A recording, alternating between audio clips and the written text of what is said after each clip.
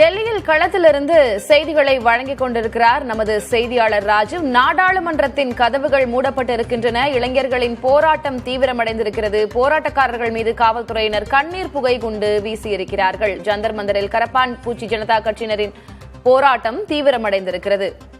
தொடர்ந்து இது தொடர்பாக பேசுவதற்காக எம்பி திரு சு வெங்கடேசன் நம்மோடு தொலைபேசி வாயிலாக இணைந்திருக்கிறார். சார் வணக்கம். வணக்கம்ங்க. ஒரு இளைஞர்களுடைய போராட்டம் அப்படின்றது இன்னைக்கு நாடாளுமன்றம் வரைக்கும் வந்திருக்கிறது. அவர்களுடைய கோரிக்கை கல்வித்துறை அமைச்சர் ராஜினாமா செய்ய வேண்டும் என்பதாக இருக்குது. இப்ப நாடாளுமன்றம் கதவுகளே மூடப்பட்டிருக்கிறது இந்த இளைஞர் போராட்டத்தினால. எப்படி பார்க்கறீங்க, என்னன்னு புரிஞ்சுக்கிறது?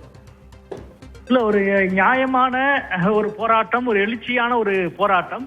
குறிப்பாக நீட் தேர்வு, தொடர்ந்து வினாத்தாள் கசிவு, மறு தேர்வு, எல்லாவற்றிலும் மாணவ சமூகத்தை இடைவிடாமல் வஞ்சிக்கிற ஒரு அரசாக பாஜக அரசு இருக்கிறது. மீண்டும் மீண்டும் தங்களுடைய தவறுகளை மறைக்க புதிய புதிய தவறுகளை செய்கிறார்களே ஒழிய ஏற்கனவே செய்த தவறுகளை திருத்துவதற்கோ சரி செய்வதற்கோ அது தவறு என்று ஒத்துக்கொள்வதற்கோ இவர்கள் தயாராக இல்லை.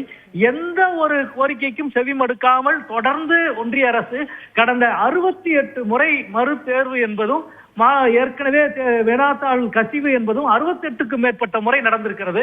ஆனால் இது எதையுமே அட்மிட் செய்யாமல், ஏற்றுக்கொள்ளாமல் கண்மூடித்தனமான ஒரு அணுகுமுறையை ஒன்றிய கல்வித்துறை தொடர்ந்து செய்து கொண்டிருக்கின்றது.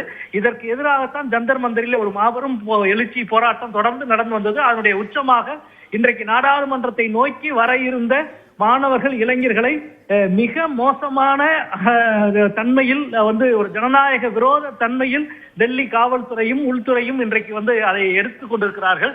நாங்கள் நாடாளுமன்ற உறுப்பினர்கள் கூட எங்களுடைய கூட இணைய வசதிகள் கூட எவ்வளவு சிரமப்படுத்த முடியுமோ அவ்வளவு சிரமப்படுத்தி கொண்டிருக்கிறார்கள். வெளியிலே இளைஞர்களும் மாணவர்களும் என்ன கோரிக்கைக்காக போராடி கொண்டிருக்கிறார்களோ அதே கோரிக்கையை விவாதிக்க வேண்டும் என்று நாடாளுமன்றத்துக்குள்ளே நாங்கள் ஒத்திவைப்பு தீர்மானத்தை கொண்டு வந்தோம்.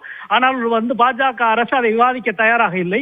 இவ்வளவு பெரிய ஒரு எழுச்சி, மாணவ சமூகத்துக்கு இழைக்கப்பட்டிருக்கிற ஒரு அநீதிக்கு எதிரான ஒரு எழுச்சி, இந்த பிரச்சனையில் இருக்கிற நியாயத்தை ஒரு சபை விவாதிக்க வேண்டும் என்று தான் நான் உள்ளிட்ட எல்லா எதிர்க்கட்சிகளும் இன்றைக்கு நாடாளுமன்றத்தில் இந்த பிரச்சனையை கிளப்பி ஒத்திவைப்பு தீர்மானத்தை கொண்டு வந்திருக்கிறோம். ஏறக்குறைய 4 முறை சபை ஒத்திவைக்கப்பட்டிருக்கிறது. இதை பற்றி விவாதிக்கவும் தயாராக இல்லை. இன்னொரு பக்கம் மாணவர்கள் மீது கண்ணீர் புகை வீச்சு, தடியடி என்று மிக மோசமான வன்முறையை மாணவர்கள் மீது கட்டவிழ்த்து விடுகிற வேலையை இன்னொரு புறம் அரசு செய்து கொண்டிருக்கின்றது. ஏறக்குறைய நாடாளுமன்றத்தை சுற்றி இருக்கிற பகுதியே மிக பரபரப்பாகவும் எளிதில் உள்ளே நுழைந்து வெளியில் வர முடியாத அளவுக்கான ஒரு சூழலும் இங்கே நிலவி கொண்டிருக்கிறது. திரு சு வெங்கடேசன், இப்போ எதிர்கட்சிகளாகிய நீங்களும் அவைக்கு உள்ள இதே கோரிக்கையை தான் முன் வச்சீங்க, அமளியில ஈடுபட்டீங்க. அதனால மாநிலங்களவை, மக்களவை இரண்டுமே ஒத்தி வைக்கப்பட்டிருந்தது. இப்ப வெளியில இருக்கக்கூடிய இளைஞர்களுடைய பிரதான கோரிக்கையும் அதுவாகத்தான் இருக்கிறது. அதனாலதான் இப்ப இவ்வளவு பரபரப்பான சூழலும் காணப்படுகிறது. ஆனா இப்படியே இது ஒரு அச்சுறுத்தலாக இருக்கும் இல்லையா? நாடாளுமன்ற கதவுகள் மூடப்பட்டிருக்கிறது, அங்க பரபரப்பான சூழல் இருக்கிறது. இதனை சரியாக எடுத்து செல்வது எப்படி? அதற்கான நோக்கம் ஏதேனும் வச்சிருக்கிறீங்களா? அரசு அடுத்து இதனை எப்படி கையாளணும்? ஆமா, அதாவது மாணவ சமூகம் எழுப்பி இருக்கிற இந்த கோரிக்கை மிக மிக முக்கியமான கோரிக்கை. அதாவது 68 முறை வினாத்தாள் கசிவு ஏற்படுகிறது. இதற்கு பொறுப்பேற்க வேண்டிய எந்த அமைச்சரும் யாரும் பொறுப்பேற்க மறுக்கிறார்கள். தொடர்ந்து மறு தேர்வு என்று மாணவர்களை வஞ்சிக்கிறார்கள். இதிலே இருக்கிற அநீதிகள் களையப்படவே இல்லை. எனவே இதுக்கு எதிராக ஒரு போராட்டம் வருகிற பொழுது இந்த பிரச்சனையை நாடாளுமன்றத்தில் நாங்கள் விவாதிப்போம், சரி செய்வோம், மாணவர்களுக்கு இழைக்கப்பட்டிருக்கிற அநீதி சரி செய்யப்படும் என்ற நம்பிக்கையை உருவாக்க வேண்டிய பொறுப்பு ஆளுங்கட்சியை சார்ந்தது.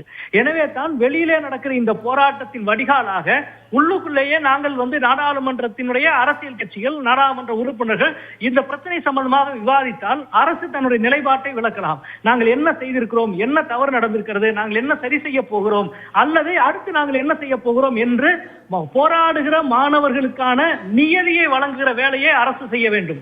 போராடுகிற மாணவர்களுக்கு வழங்குகிற நியதி என்பது கண்ணீர் புகையும் தடியடியும் அல்ல. அந்த கோரிக்கையின் நியாயத்தை அரசு எப்படி செவிமடுக்கிறது என்பதை நாட்டுக்கு சொல்ல வேண்டிய பொறுப்பு ஆளுங்கட்சிக்கு இருக்கிறது. எனவே தான் நாங்கள் எல்லாம் ஒத்திவைப்பு தீர்மானம் கொண்டு வருகிறோம்.